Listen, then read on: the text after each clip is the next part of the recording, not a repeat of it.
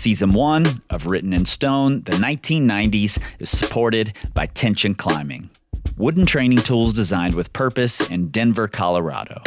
Use the code STONE, that's STONE, to get 10% off of your next purchase at tensionclimbing.com and to let them know that their support for this show matters. Not valid for tension board sets, hardware, or gift cards. Cannot be combined with other offers. tensionclimbing.com. Mastery over success. Written in Stone is co-created by Power Company Climbing.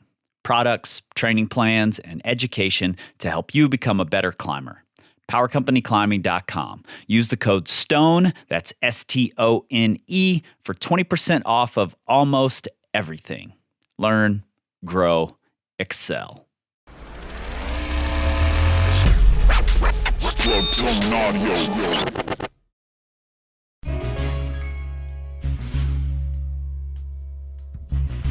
April 11th, 1999, was a more or less normal spring day in Red River Gorge.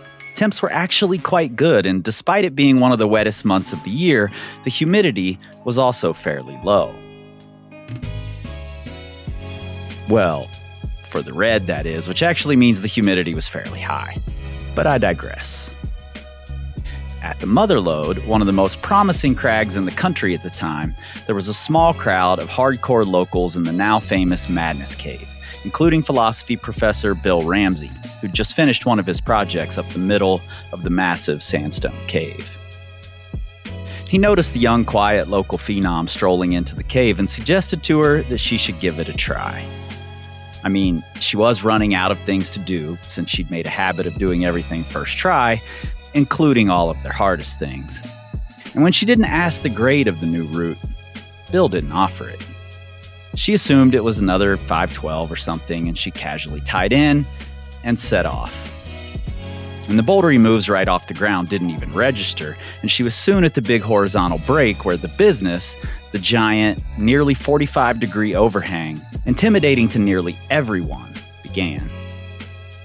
But she wasn't rattled. Without much rest, she continued into the steeps. On the ground, Bill and local legend Porter Gerard watched with their mouths agape. They could hardly believe what they were seeing. Before long, she was at the now famous beach, and Bill wondered how she would get through what for him had been big reaches. And she went up and down, trying different solutions, as if there were dozens of potential options, and she simply had to try them all until she found the correct one, as if fatigue just didn't come into the equation.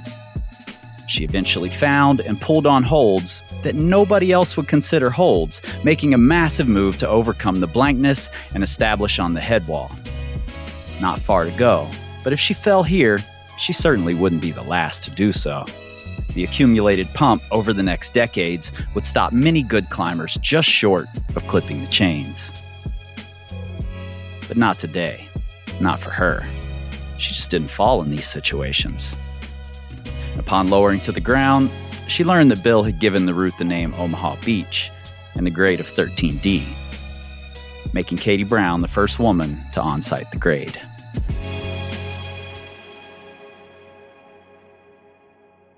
Katie, welcome to Written in Stone. I can't even tell you how excited I am to have you here. Thanks for having me. Before we jump into this thing, I have a question for you. If today you and Lynn Hill had to have a boxing match for charity, who would win? Probably Lynn. I think if Lynn and I had to have a boxing match for charity, I'd put my money on Lynn. Also, another totally random off-the-wall question or a thought here. While I was doing research for this chat, I came across a statistic that made me laugh, and I wondered if you knew that according to the internet, you're worth $8.14 million. Are you aware of this? Oh, that's really funny because I have Medicaid, which is health insurance for poor people. Well, you need to have a talk with Google because they think you're worth $8 million. That would be nice, I wish. For me, this chatting with you now and getting to introduce you earlier this summer at the International Climbers Festival is like a real full circle moment because you wrote the first little blurb about me that was ever in a climbing magazine after Mhm. what I think was my first live performance that like wasn't just to a tiny little group of friends. Oh, that's funny. So I'm like, if I fanboy at any point, you'll have to excuse me. I know you were really young when you first came across Lynn, but do you have any early memories of what you thought about her back then? Like, how did she seem to you? Well, I don't remember, like, what the actual first time was that I met her in person, outside of my first X Games. That's the first time I remember meeting her. I'm sure I met her before that, but that was the first time I remember meeting her was when she was, emceeing the X Games in my first year. And to me, she just kinda seemed, like, otherworldly, just like someone who was so good that she may have been on another planet. I feel like there were other climbers that you could be like, "Oh, yeah, they're really good because they work really hard," and that's cool, and I could see that as being achievable, whereas Lynn was, like, just so good that she might as well have been on, an alien. Yeah, totally. I remember the first time I met her in person, and it was at a party in the New River Gorge. And I had just recently written a song about Todd Skinner, and she came up to me and said, "Are you Odub? Are you the guy who wrote that song about Todd?" And she'd been drinking a little, and she was like crying on my shoulder about Todd. And I was like, "What universe am I living in that Lynn Hill is crying on my shoulder right now?" Mhm. Definitely one of my wildest memories from back then. Was that at the same event at the X Games? Is that when she called you the best sport climber in the history of the sport? I think so, yeah. I guess you didn't hear that live because she was commentating, right? No, I heard it on TV after the fact. Yeah. How did that make you feel to have the otherworldly Lynn Hill calling you the best climber in the history of the sport? Well, on the one hand, I was pretty sure that it was on a teleprompter and she had just read it, which may be true. I don't know. Uh, And so there was that, but then on the other hand, I still feel like it's one of the most flattering compliments I've ever received, even if it was on a teleprompter. I still appreciate it. I have this very distinct memory of like the first time I realized that my climbing heroes were were real people and that they had real lives outside of climbing and that they were inspiring people beyond just climbing. My wife was the nanny for Todd Skinner's children, and I met her through Todd's family, and she really opened my eyes to the fact that she was inspired by Todd totally outside of climbing. She wasn't a climber at all. So I'm curious, like, as your relationship with Lynn developed over the years, when did it switch from otherworldly, she might be an alien, to she's this human being, or did it? Yeah, I didn't really have heroes per se. Mm, Um, I wasn't the kind of kid that had, posters on my walls or whatever. Um, I grew up in a pretty unstable home, and I think a lot of kids who grew up that way can relate to the idea that you don't really have space in your life to look up to people. yeah. So I never had the hero syndrome in that way because that just wasn't really on the table for me. But at the same time, when I did meet her in person, she did come across as otherworldly. And then when I climbed with her as an adult, I still was quite intimidated by her and really wanted Hmm. to live up to being able to climb with her. I don't know if that makes sense, but I wanted Oh, it to totally does. be good enough to be able to climb with her. So I was still like really scared and trying so hard to be good enough, to be like on the same Yeah. level as her. I always considered her to be a level or several levels above me because there were things that just clicked for her that when I Mm. climbed with her in Yosemite, especially, was the most condensed time that I had spent climbing with her. And I remember just being pretty overwhelmed by how things just clicked for her and she was just so good. Whereas I felt like I had to figure things out and she just seemed to know innately how to do everything. Yeah. Never mind the fact that she'd spent a lot of years training in Yosemite. Yes, but still, it was not like anything that I had climbed with a lot of the best climbers in the world, and it was still not Sure. like anything I had ever experienced. And so it was just kind of like, oh my gosh, like there's no way that I'm ever gonna be able to be like on par with her.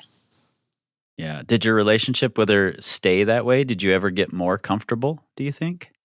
Yeah, totally. But not um I think I was like early 20s when I climbed with her in Yosemite. And then honestly, it wasn't until before the pandemic I had started climbing again in Boulder and Mhm. I was climbing with Lynn a bunch in the gym.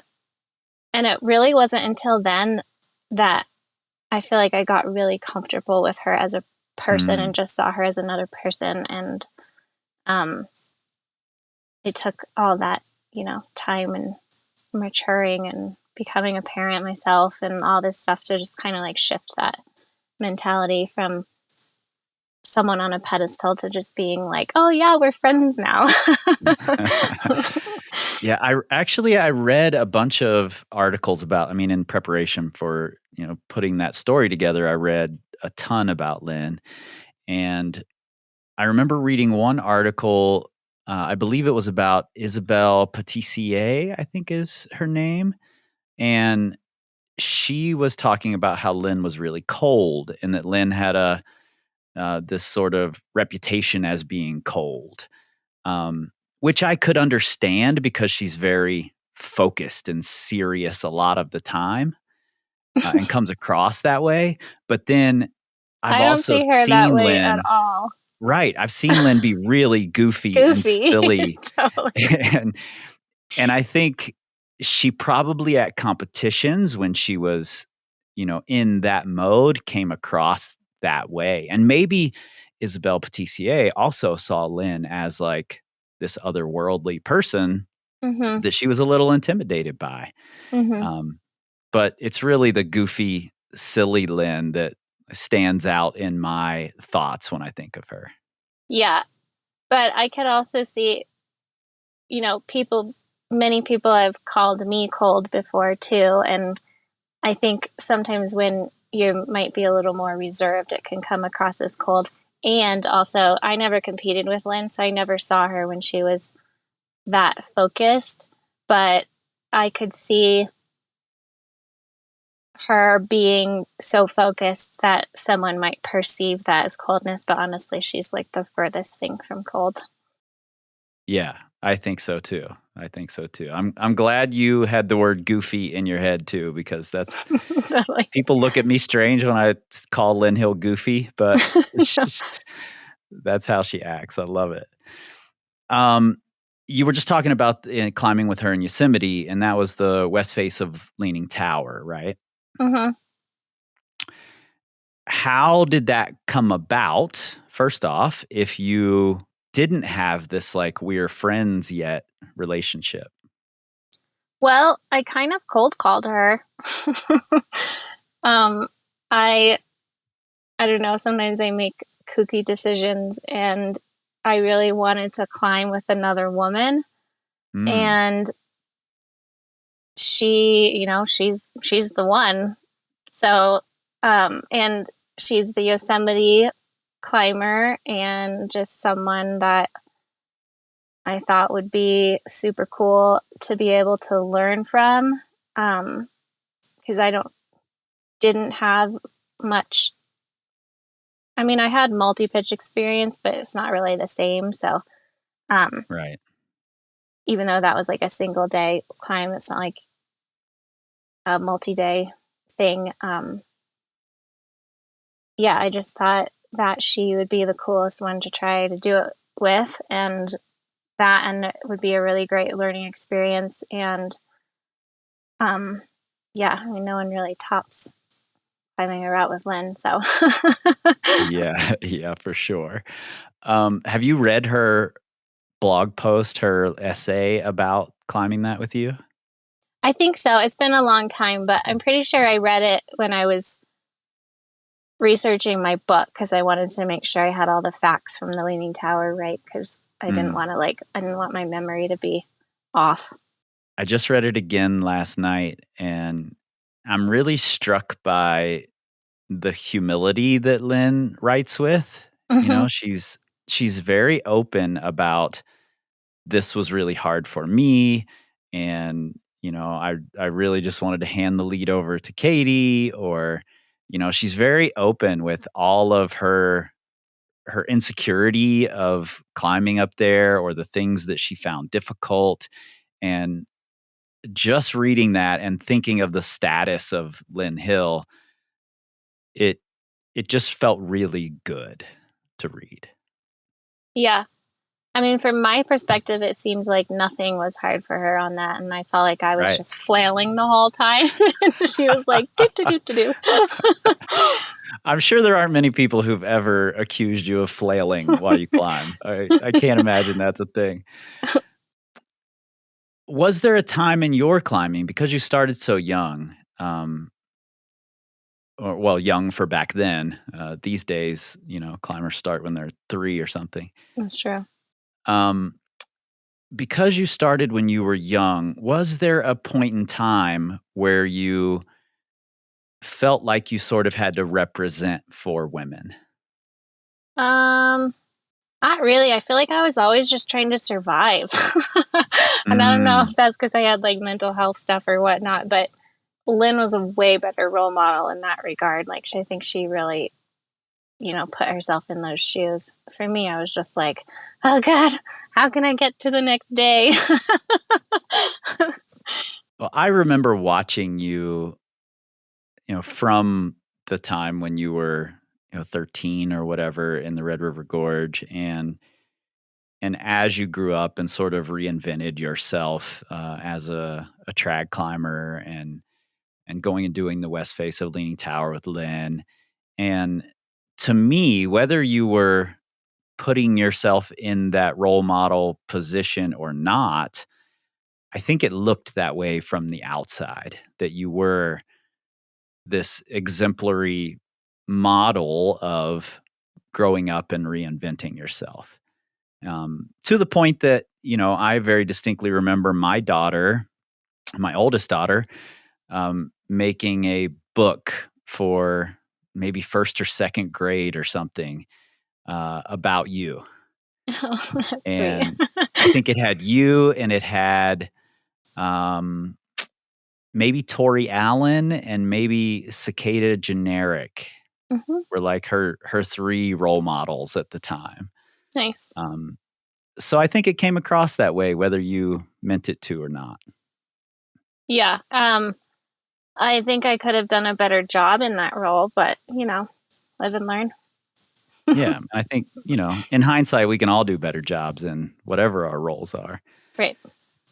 But as I was preparing for this, and in your new book, your new memoir, Unraveled, there's some talk about like you finding your way into doing hair and doing makeup, and how excited you were about those things, and about jewelry, making jewelry. And that brought to my mind that Lynn Hill ad from the 1980s. I don't know if you've ever seen it, It was for Dare perfume. Have you ever seen this? No, I saw your email, but I saw you wrote it in the email, but I've never even heard of this. I'm gonna have to send you this photo. Okay. It's amazing. It's like Lynn Hill all done up, and she's lying on the ground in kind of this sexy pose, and she's got a rope coiled next to her. And it was, I remember seeing it in the 90s at some point and being a little taken aback by it because I hadn't ever imagined Lynn Hill in that light. Mhm. Um, but it sort of opened my mind up, to these female athletes aren't just athletes, they're also women and Mhm. incredible women. Um, and it was strange that we didn't see that. Maybe it's normal for the way we look at athletes. I don't know. It's certainly not normal for me now as an adult, but as a teenager, young 20 something, I think it might have been. Yeah. Were there climbers that you looked up to in that regard, as far as like makeup and hair and jewelry and Mhm. the things we might attach to being womanly, whether it's correct to attach those things to it or not? Were Yeah. there climbers you were looking up to, or did you look totally outside of climbing in that? Yeah, no, totally. I was always very girly when I was little. I was very or wanted to be very girly. It wasn't really allowed in our house so much, but I always leaned towards being pretty girly, and I didn't really want Mhm. to go climbing initially because there were bugs, and um, so I always felt like a really strong desire to keep that part of me, whether it was like I always wore big jewelry while I was climbing, or flowered shorts that matched my top, or Christian would Mhm. make me like Verve stuff that was matching, and um, so it was always really important to me. And I did always totally notice um, the women who seemed to figure out how to be an athlete and feminine at the same time. um, so like Isabelle Patissier was one of them. She always seemed really feminine, even though she was kind of a generation before me. I would look at her in older climbing magazines, and Mm. um, so she always seemed really feminine. A lot of the French climbers seemed to be able to maintain their femininity while still being strong climbers. And then um, in the red, I climbed with Shelley Presson, and Mhm. um, she always seemed like she would wear big gold hoops to the crag and have her hair done and Yeah, stuff like yeah. that. And so that always stuck out to me as well. Yeah, I think I remember a 510 ad with her that struck me in a similar way as the seeing the Lynn perfume ad did. Yeah. I think it's really interesting that, like, I hesitated to use the word tomboy in the episode about Lynn. And the only reason I kept it in was because she uses the word um, in describing how she was when she was younger. Hmm. Because I think we tend to, at least through parts of our life, tend to think of women who are achieving big things in sports as tomboys, and I think that's really unfair. Hmm. I'm curious, before we jump off of here, I'm curious, as you more recently, like just pre-pandemic, became friends with Lynn and spent more time climbing with her, was there anything about spending time with her and becoming friends that surprised you about her? Um,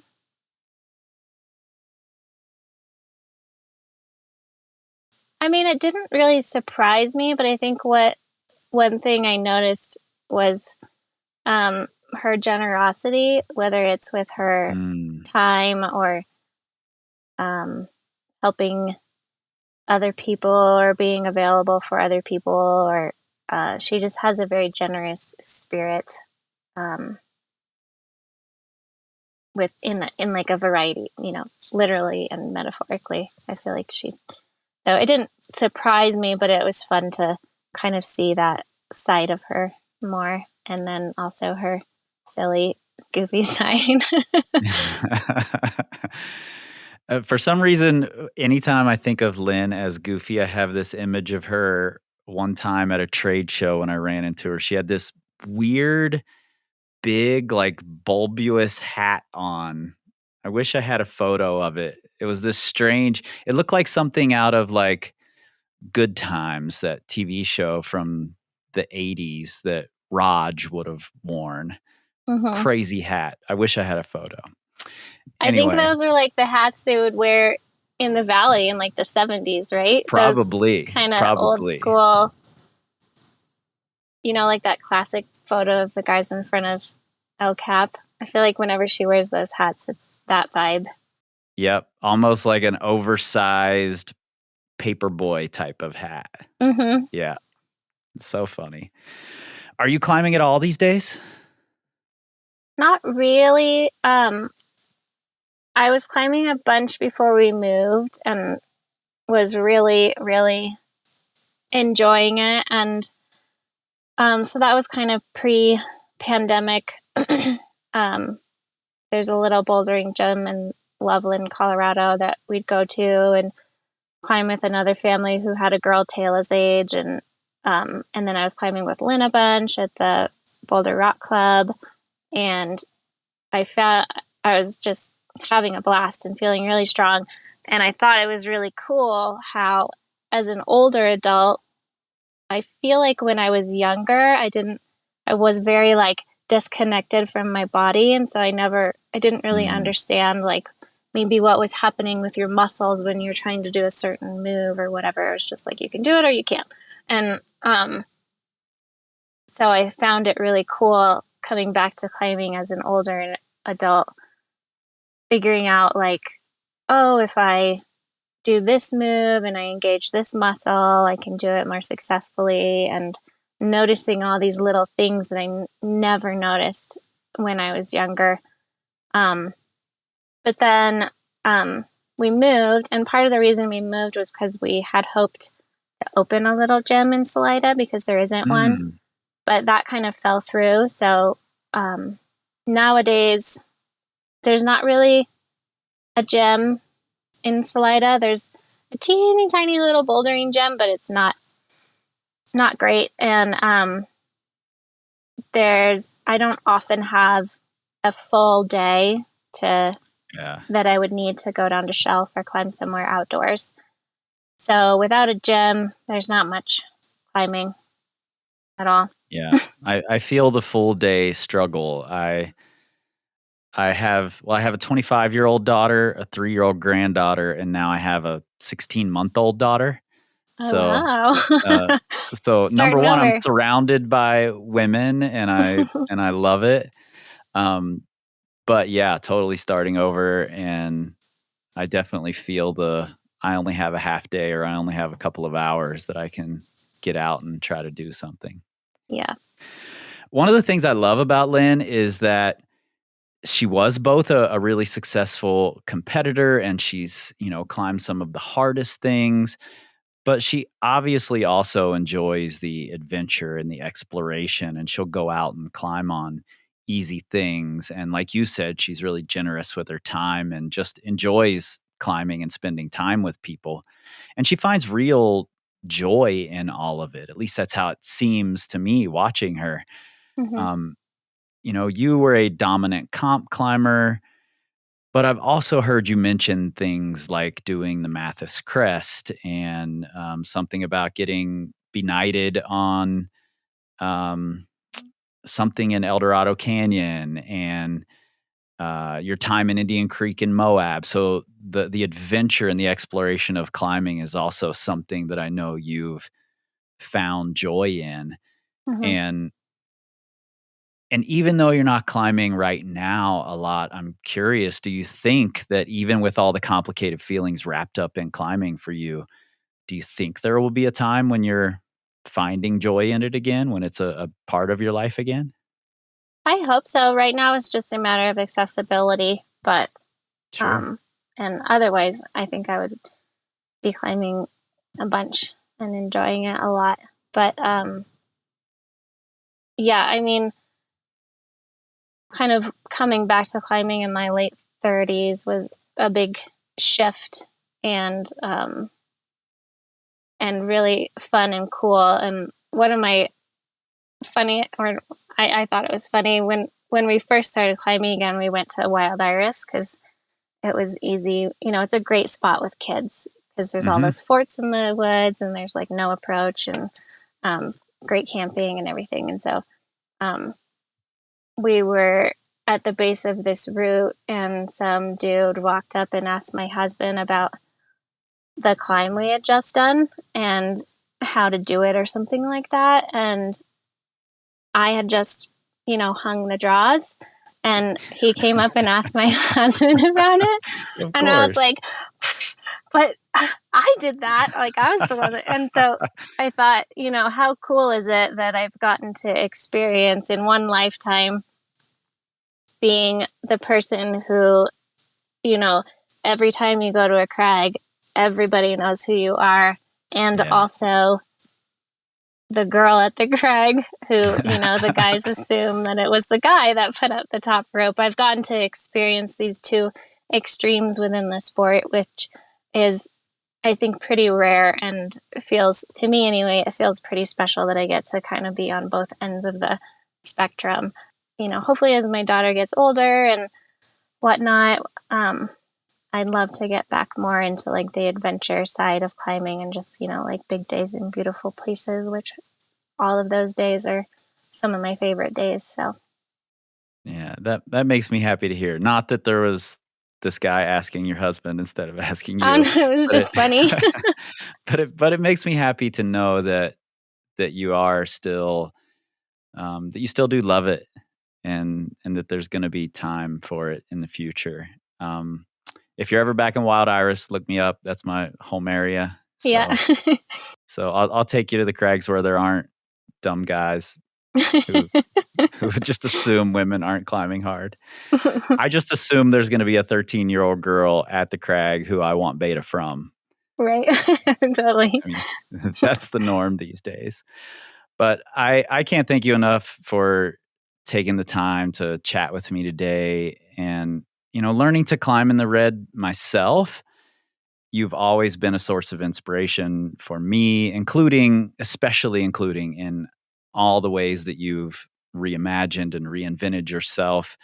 As Thanks. a kid who didn't have the greatest home life myself, I know how difficult that is, and especially how difficult it is to do it in a public way like you've done with your book. Yeah. And for me, when your daughter introduced herself to me, immediately told me she was a Swiftie Yeah. and was dancing around. That was the highlight moment of my entire summer. Yeah. She's very comfortable with herself, which is very important to me. Yeah, I absolutely loved it. Great. Thanks for doing this, Katie. Yeah, you're welcome. Thank you for having me. 1, 2. All right, Written in Stone is produced by me, Kris Hampton, with help from Riley Rush and Emily Holland for Plugtone Audio, a group of the best, most impactful podcasts in the outdoor industry. At the link in your show notes, you'll find all the things you expect, including a link to Katie's must-read memoir, Unraveled, and probably some things you don't expect. And look, this show is 100% rooted in the facts, but like Todd Skinner always said, never let the truth get in the way of a good story. If you love what you're hearing, give us those 5 stars and a glowing review and tell everyone you know at the crag, at the gym. Follow the pod on your friends' phones and share it all over your social medias. And together, we can tell the stories of climbing's most important ascents, 1 decade at a time.